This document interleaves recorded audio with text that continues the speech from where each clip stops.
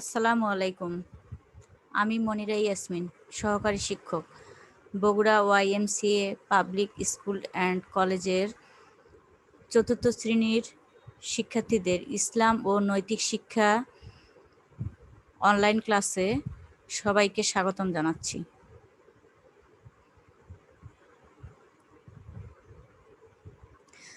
আজকে আমরা অধ্যায় ৪ কুরআন মজিদ শিক্ষার বাকি অংশ ক্লাস করব।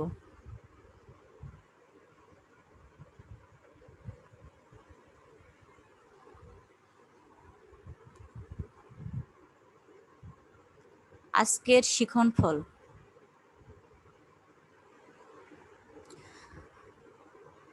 মাদ কাকে বলে তা জানতে পারবে। তাজবিদের পরিচয় ও গুরুত্ব সম্পর্কে জানতে পারবে। মাখরাজ, ঈদগাম, ইজাহার সম্পর্কেও জানতে পারবে। সূরা ইখলাস ও সূরা নাসর শিখতে পারবে।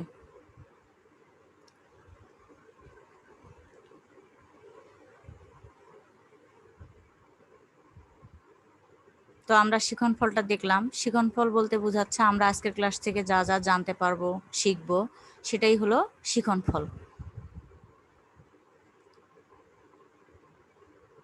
তো আমরা এখন ক্লাসে চলে যাই।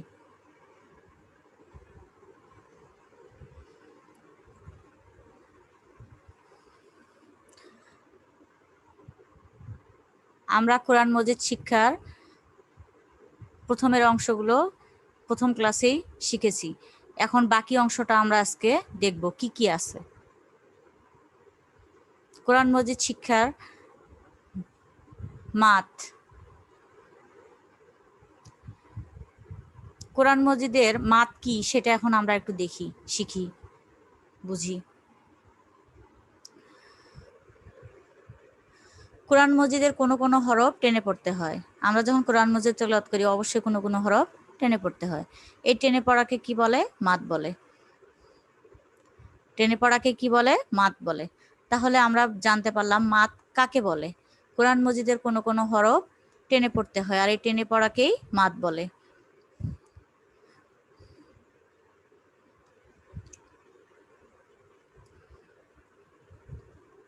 যেমন হা মিম, হা মিম।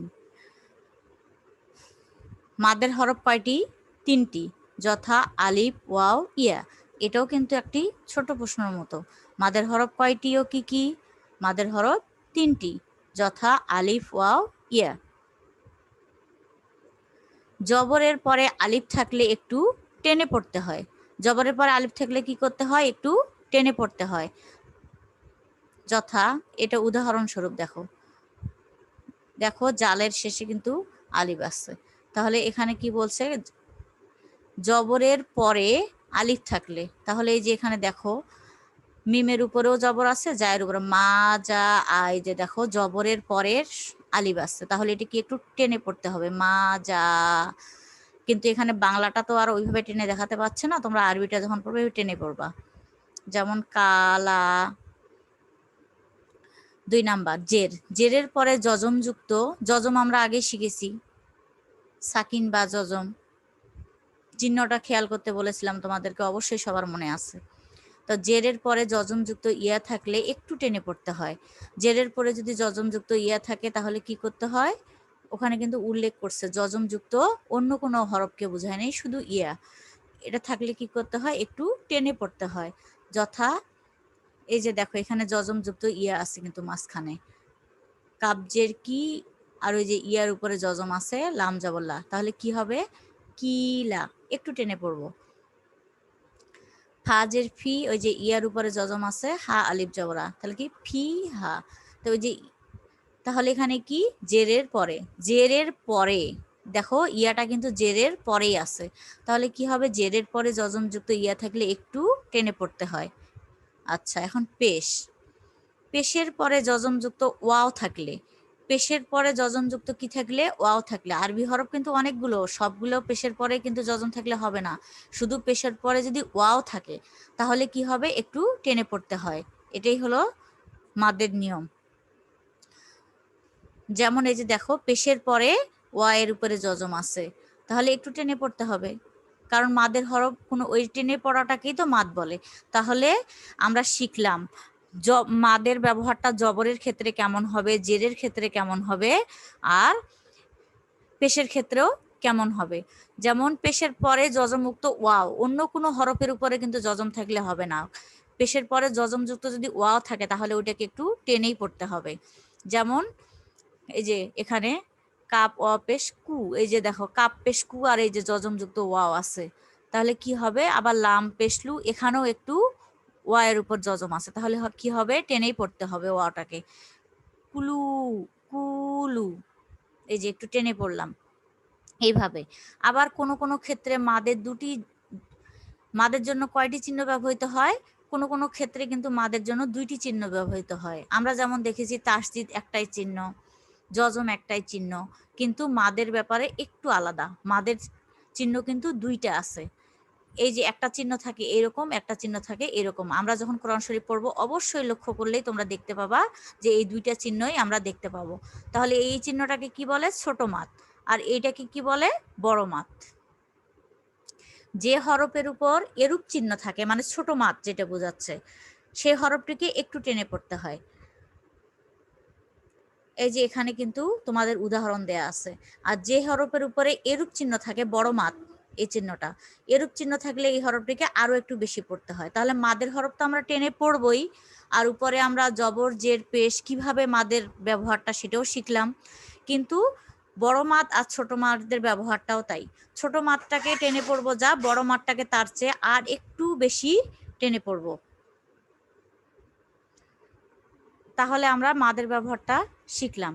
তো আমরা এর পরের পৃষ্ঠায় আসি, কি আছে দেখি পরেরটা।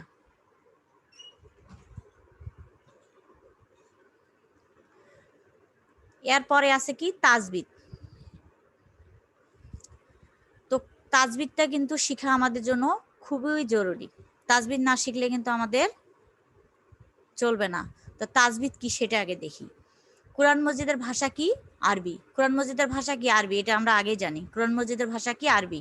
আমাদের আরবি ভাষা শিখতে হবে। আমরা আরবি হরফের সঠিক উচ্চারণ শিখব। যদি সঠিক উচ্চারণ না শিখি তাহলে কি চলবে? না।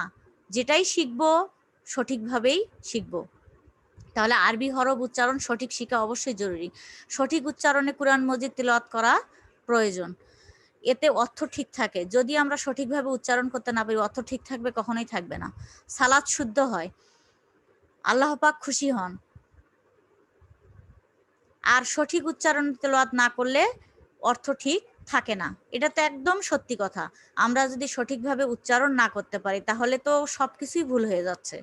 তেলাওয়াতে ভুল হচ্ছে, অর্থ ভুল হচ্ছে, নামাজ ভুল হচ্ছে, তাহলে আল্লাহ খুশি হবে না। আর যদি আমরা সঠিকভাবে সবকিছু করি আল্লাহ খুশি হবে এবং সঠিকভাবে শিখতেও পারলাম। সালাত তাহলে কি হবে? তেলাওয়াত না করলে অর্থ ঠিক থাকে না, সালাত শুদ্ধ হয় না। এটা স্বাভাবিক। যদি অর্থ না থাকে, তেলাওয়াত ঠিক না থাকে, তাহলে তো সালাত শুদ্ধ হবে না। তো কোরআন মজিদ শুদ্ধভাবে তেলাওয়াতের জন্য যে নিয়ম রয়েছে তাকে কি বলে? তাজবিদ বলে। কোরআন মজিদ শুদ্ধভাবে তেলাওয়াতের জন্য যে নিয়ম রয়েছে তাকে কি বলে? তাজবিদ বলে। তাহলে তাজবিদ কাকে বলে? তাজবিদ বলতে কি বুঝায়? আমরা কিন্তু এখান থেকে উত্তর করতে পারবো। বুঝায় বলতে তো বিস্তারিত, এই যে এগুলো কোরআন মজিদ না শিখলে কি কি হবে আর কোরআন মজিদ শুদ্ধভাবে উচ্চারণ করলে কি হবে, এটাই কিন্তু বোঝায় বিস্তারিত। আর কোরআন মজিদ শুদ্ধভাবে তেলাওয়াতের জন্য যে নিয়ম রয়েছে তাকে কি বলে? তাজবিদ বলে। তাজবিদ কাকে বলে এটাও শিখলাম। মহানবী সাল্লাল্লাহু আলাইহি ওয়াসাল্লাম বলেছেন, কোরআন মজিদ তেলাওয়াত করলে প্রত্যেক হরফের জন্য একটি সওয়াব পাওয়া যায়। 10টি সওয়াব। কয়টি সওয়াব? 10টি। দেখো, একটা হরফ উচ্চারণ করলে আমরা 10টি সওয়াব পাচ্ছি। কয়টি? 10টি। তাহলে যখন আমরা কোরআন তেলাওয়াত করব কতগুলো সওয়াব পাবো চিন্তা করে দেখো। তাহলে কোরআন মজিদ তেলাওয়াত করা আমাদের জন্য অবশ্যই দরকার, শিখতে হবে। যেহেতু আমরা মুমিন মুসলমান, আমাদের পবিত্র ধর্মগ্রন্থ কোরআন মজিদ, এটা আমাদের শিক্ষা অবশ্যই অবশ্যই জরুরি। এখন আমরা আসি মাখরাজ। আরবি হরফ মুখের বিভিন্ন স্থান থেকে উচ্চারিত হয়, যেমন কণ্ঠনালী, জিহ্বা, তালু, দাঁত ও ঠোঁট। তো তোমরা যখন আরবি হরফগুলো উচ্চারণ করবা, দেখো নিজে নিজে একটু উচ্চারণ করে দেখো, আলিফ, বা, তা, ছা, তখন কিন্তু দেখবা এক একটা হরফ এক এক জায়গা থেকে মুখের উচ্চারণ হচ্ছে। এই যে কণ্ঠনালী, জিহ্বা, তালু, দাঁত ও ঠোঁট, তখন তোমরা নিজেরাই অনুভব করতে পারবা যে হ্যাঁ, যখন উচ্চারণ করতেছি এক একটা হরফ এক এক জায়গা থেকে উচ্চারিত হচ্ছে। তো হরফ উচ্চারণের স্থানকে কি বলা হয়? মাখরাজ বলা হয়। তাহলে মাখরাজ কাকে বলা হয় এটাও আমরা শিখলাম। হরফ উচ্চারণের স্থানকে মাখরাজ বলা হয়, বা হরফ উচ্চারণের স্থানকে কি বলা হয়, বা মাখরাজ কাকে বলা হয়, এগুলোর ভিতরেই কিন্তু অনেক প্রশ্ন। আরবি হরফের মাখরাজ 17টি। আরবি হরফের মাখরাজ কয়টি? 17টি। এ সম্পর্কে আমরা কি বড় হলে জানতে পারবো। তার মানে কি, বড় ক্লাসে ওই মাখরাজ 17টা বিস্তারিতভাবে দেয়া থাকবে।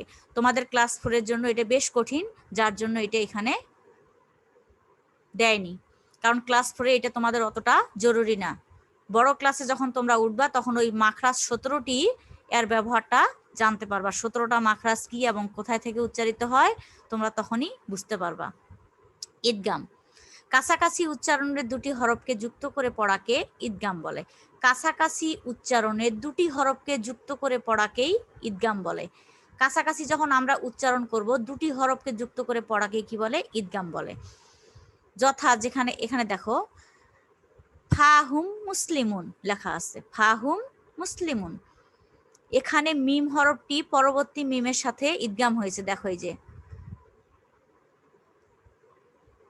দেখো এখানে মিম হরফটি পরবর্তী মিমের সাথে ঈদগাম হয়েছে। এই যে মুসলিমুন, এখানে কিন্তু পরবর্তী ইয়ার সঙ্গে যুক্ত হয়েছে। আচ্ছা, মির রাব্বি, এখানে নুন হরফটি পরবর্তী রায়ের সাথে ঈদগাম হয়েছে। মির রাব্বি, নুনটা কিন্তু উচ্চারিত হচ্ছে না, কি হচ্ছে? মির রাব্বি। মিম জায়গায় কাকে ধরতেছে? রাকে। তাহলে এটা কি হলো? ঈদগাম হয়েছে। এখানে রাটা কি হয়েছে? ঈদগাম হয়েছে। এখানে মিন মিসলিহি, মিম মিসলিহি, এখানেও কিন্তু নুনটা উজ্জ্বল আছে, মিম যায় মিমকে ধরতেছে, এর সাথে কাছাকাছি হয়ে যাচ্ছে, মিম মিসলিহি। তাহলে এখানে নুন হরফটি পরবর্তী মিমের সাথে ঈদগাম হচ্ছে। এই যে এই মিম যে এই মিমকে ধরতেছে, তাহলে কি হলো? মিম মিসলিহি। তো এইভাবেই আমরা মাখরাজ শিখলাম, মাখরাজের ব্যবহার, মাখরাজ কিরকম আমরা ধারণা লাভ করলাম। ঠিক আছে, পরবর্তী ক্লাসে যাই। এখানে আমরা ছকে অনেকগুলো দেখতে পাচ্ছি আরবি উচ্চারণ। এগুলো কি? ওই ঈদগামেরই অংশ, মাখরাজেরই অংশ। তো ইজহার, দেখো ইজহার শব্দের অর্থ প্রকাশ করা। এই প্রশ্নটা কিন্তু অনেক ইম্পর্টেন্ট, ছোট প্রশ্ন হিসাবে সবসময় এটা দেখি। ইজহার শব্দের অর্থ কি? প্রকাশ করা। অনেকগুলো শব্দের অর্থ থাকে, তো তার মধ্যে একটা ইজহার শব্দের অর্থ কি? প্রকাশ করা। এই ধরনের প্রশ্নগুলো কিন্তু পরীক্ষায় থাকে। বর্ণে বা হরফের মাখরাজ অনুযায়ী স্পষ্ট করে উচ্চারণ করা। হরফের মাখরাজ অনুযায়ী স্পষ্ট করে উচ্চারণ করা। নুন সাকিন এবং তানবিনের পর যদি হরফে হালকির যে কোনো একটি হরফ থাকে, তখন নুন সাকিন বা তানবিনকে গুন্না ও ইকফা ছাড়া নিজ মাখরাজ অনুসারে স্পষ্ট করে পড়াকে ইজহার বলে। তাহলে ইজহার কাকে বলে? নুন সাকিন এবং তানবিনের পর যদি হরফে হালকির যে কোনো একটি হরফ থাকে, তখন তাকে নুন সাকিন বা তানবিনকে গুন্না বা ইকফা ছাড়া মাখরাজ অনুসারে স্পষ্ট করে পড়াকে ইজহার বলে। এটা তোমাদের একটু বারবার পড়তে হবে, একবার পড়ে মুখস্থ নাও হতে পারে। হরফে হালকি কয়টি? 6টি। হামজা, হা, হা, খা, আইন, গা, এই হরফগুলো। হরফে হালকি কয়টি ও কি কি? এটাও কিন্তু একটি প্রশ্ন। হরফে হালকি কয়টি ও কি কি? ইজহার শব্দের অর্থ কি? ইজহার কাকে বলে? হরফে হালকি কয়টি? হরফে হালকি কি কি? কয়টি ও কি কি? তাহলে অনেকগুলো প্রশ্ন আমরা প্রতি লাইন বাই লাইন পড়লেই পেয়ে যাচ্ছি প্রশ্নগুলো। ঠিক আছে, এরপরে কি আছে আমরা আসি। এবার আমরা কুরআন মজিদ তেলাওয়াতের অনেকগুলো নিয়ম শিখলাম। নিয়ম শিখার পর এখন আমরা তো অবশ্যই তেলাওয়াত করতে পারবো। তো কোরআনের কিছু অংশ সূরা, তো ওই যে দেখো এখানে প্রথম থেকে বড় সূরা না দিয়ে ছোট সূরা দিয়ে শুরু করছে তোমাদের, যেগুলো তোমাদের পক্ষে সম্ভব পড়া। তো এখানে আছে বইয়ে সূরা আন নাসর, তোমাদের কিন্তু বইয়ে আছে সূরা আন নাসর। যে কোনো, এটা কি সূরা কিন্তু দুই রকম হয়, মক্কি আর মাদানী। এটা কি মাদানী সূরা। তো এখানে সূরার শুরুতে আমরা কি পড়ি? বিসমিল্লাহির রহমানির রহিম। এটা একটা শিক্ষার বিষয়। অনেকেই কিন্তু সূরা মুখস্থ ধরলে চট করে বলে ফেলো, কিন্তু সূরার শুরুতে যে বিসমিল্লাহ পড়তে হয় এটা কিন্তু আমাদের শিখতে হবে। বিসমিল্লাহির রহমানির রহিম। তো এখানে আমরা সূরাটাকে, তোমরা তো অনেকে অনেক সময় আরবিটা হয়তো পুরোপুরি এখনো তোমাদের হয়নি, তো যাদের হয়ে গেছে তারা আরবিতেই পড়বা, আর না হলে তোমরা কি করবা, বাংলায় উচ্চারণটাই পড়বা, অর্থ সহ শিখবা। তো বাংলা উচ্চারণ তোমরা এইভাবে পড়বা, প্রথমে বিসমিল্লাহির রহমানির রাহিম। তো এখানে তো উচ্চারণ দেওয়াই আছে, ইজা জা নাসরুল্লাহি ওয়াল ফাতহু আরাইতান নাসা ইয়াদখুলুনা ফি দীনিল্লাহি আফওয়াজা ফাসাব্বি বিহামদি রাব্বিকা ওয়াস্তাগফিরহু ইন্নাহু কানা তাওয়াবা। অর্থ, এই যে দেখো, ইজা জা নাসরুল্লাহি ওয়াল ফাতহু, যখন আল্লাহর সাহায্য ও বিজয় আসবে।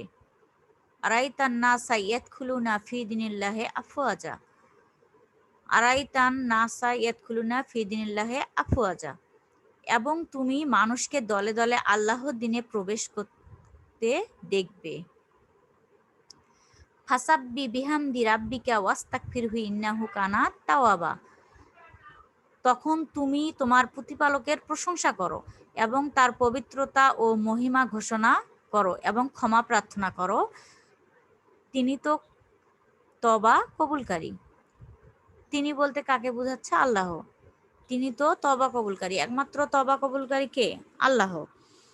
তাহলে আমরা এইভাবে বুঝে বুঝে অর্থ সহ সূরা নাসর তো মুখস্থ করব, আরবিতে যারা পারি না বাংলায় মুখস্থ করব, বানান সহ এবং অর্থ সহ মুখস্থ করব। আরো একটি সূরা আছে,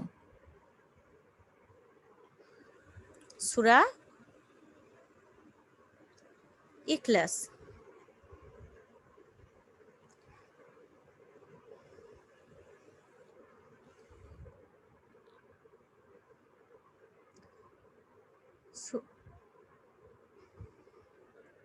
সূরা ইখলাস এটা কি?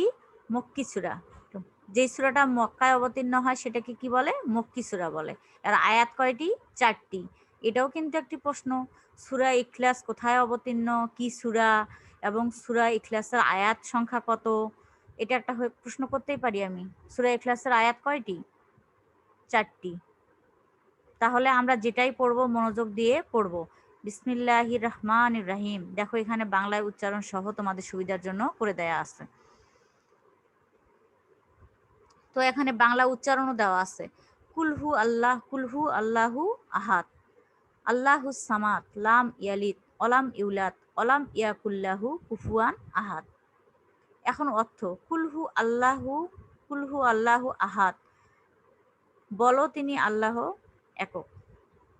আল্লাহু সামাদ, আল্লাহ কারো মুখাপেক্ষী নন। আল্লাহ কি কারো মুখাপেক্ষী? না, আল্লাহ কারো মুখাপেক্ষী নন। লাম ইয়ালিদ, তার কোনো সন্তান নেই। ওয়ালাম ইউলাদ, এবং তিনি কারো সন্তান নন। ওয়ালাম ইয়াকুল্লাহু কুফুয়ান আহাদ, এবং তার সমতুল্য কেউ নেই। আল্লাহর সমতুল্য কেউ আছে? না, তিনি কারো সন্তান নয়, তার কোনো সন্তানও নেই। তাহলে আমরা এইভাবে অর্থ করে করে পড়ব। তোমাদের বইয়ে কিন্তু 3টা সূরা আছে, আমি একটা সূরা বাদ দিলাম। 2টা সূরা তোমরা শেখো, তোমাদের জন্য 3টা সূরা শেখা অনেক কঠিন হয়ে যাবে। এই জন্য আমরা 2টা সূরা খুব ভালোভাবে শিখবো, একটা কমাই দিলাম যাতে তোমাদের সুবিধা হয়। তো কোরআন মজিদ শিক্ষা সম্পর্কে আমরা অনেকগুলো ধারণা পেলাম। অধ্যায়টা পুরোপুরি মনোযোগ দিয়ে পড়লে আমরা অনেক কিছুই শিখতে পারলাম ওখান থেকে, বা আরো ভালো করে পড়ে তোমরা আরো ভালোভাবে শিখবে। আমি যেই বিষয়গুলো বললাম। আমরা তাহলে কোরআন মজিদ শিক্ষা থেকে অনেকগুলো বিষয় জানতে পারলাম।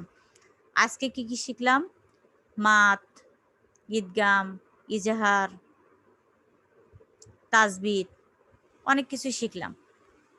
তো তোমাদের এখন তো ক্লাস শেষের দিকে, তো বাড়ির কাজ দিতে হবে একটু।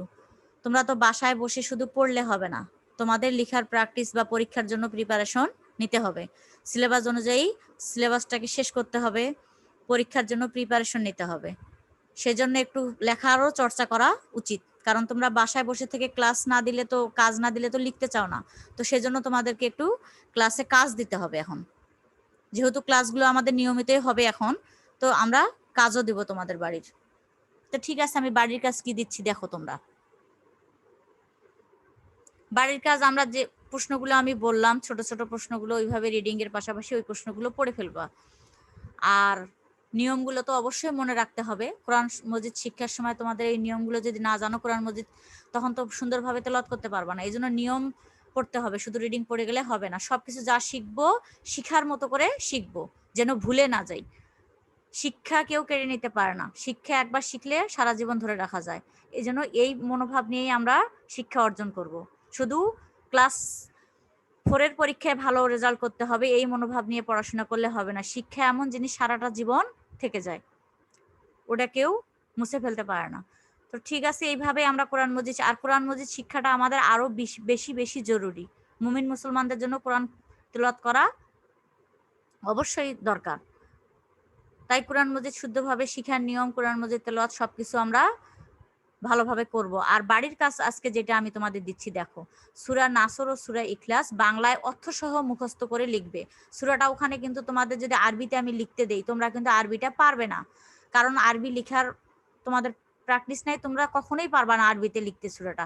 তাহলে বাংলায় উচ্চারণ বইয়ে সুন্দরভাবে দেয়া আছে, আর এই সুন্দর উচ্চারণটাই তোমরা বইয়ের উচ্চারণের মতো করে বাংলাটা শিখবা, মুখস্থ করে নিবা, অর্থ মুখস্থ করবা, তারপর লিখবা। দেখে দেখে কিন্তু লিখে লাভ নেই, আগে মুখস্থ করে নিবা, তারপর বাড়ির কাজ SW খাতায় করবা। তাহলে কি হলো, ক্লাসের সাথে সাথে তোমাদের সিলেবাসও শেষ হচ্ছে, এদিকে পরীক্ষার প্রিপারেশনও হয়ে যাচ্ছে। তো এইভাবে তোমরা বাসায় মনোযোগ দিয়ে লেখাপড়া করো, এই আশা করে আজকের ক্লাসটা আমি শেষ করতেছি। পরবর্তী ক্লাসে তোমাদের সাথে আবার আমার দেখা হবে এইভাবে অনলাইনে। আল্লাহ হাফেজ।